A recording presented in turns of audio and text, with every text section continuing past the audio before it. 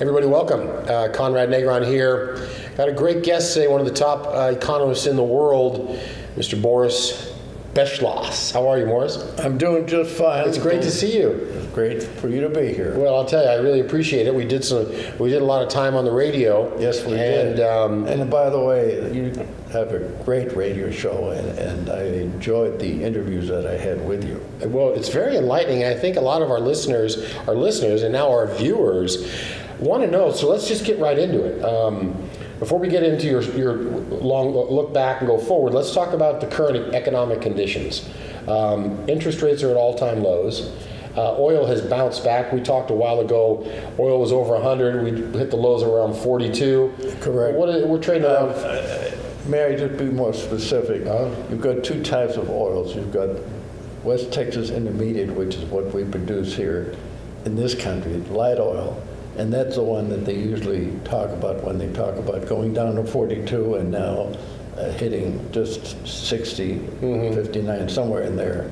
And then you got Brent crude, which is the rest of the world. That's the heavy oil. That's a heavy oil. Our oil is a light oil. And ironically, the refineries, the United States has 142 refineries. We have more refineries in the United States than the rest of the world put together. Are they running at maximum capacity? They're not now. And one thing that the refineries are very angry about is that they are not given access of any reasonable amount to the XL oil pipeline. The XL oil, they have components of it, but most of the production that comes out of Canada, what's called the heavy oil, those tar sands up there. Tar sands, exactly, which is actually oil embedded in tar.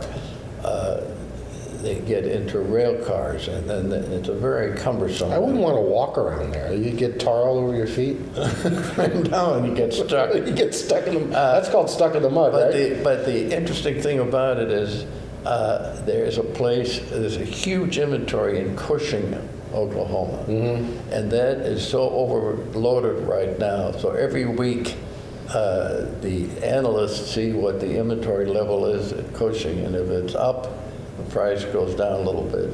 If it's down, the price goes up a little bit. So it's a very cumbersome situation. Most of our oil development in the last 5 years has come from hydraulic fracturing, which is known as fracking.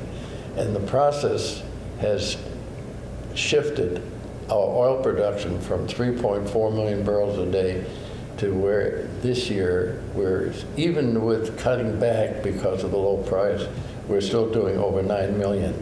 The projection is, if we were allowed to really go at it full blast in the next 5 years, it's to double that. We would dominate the world. We dominate the world at about 10 million barrels a day. We're talking with Morris Beshloss today. What's really curious to me is the correlation between gasoline prices and oil prices. And if we look at oil at $100 a barrel, and in the Coachella Valley, it's a little bit different because it's higher price than the average.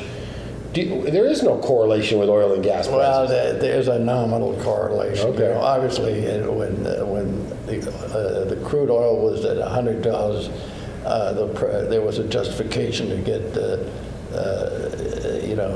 price down. Oh well, no. When you had the $100, $5 for a tank for a gallon. $5 a gallon was not considered unusual.